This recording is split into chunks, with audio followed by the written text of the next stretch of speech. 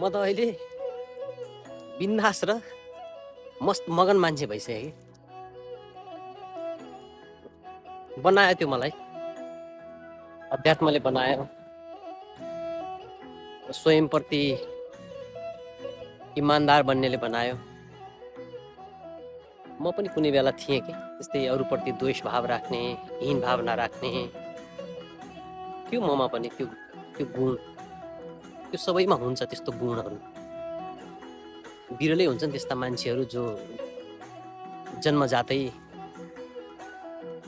अरूप्रति नकारात्मक नसोच्नेहरू बिरलै हुन्छन्, नत्र प्राय हुन्छन् अरूलाई निचै तलै देखाउने, तल्लो स्तरमै देखाउने हुन्छन् कि।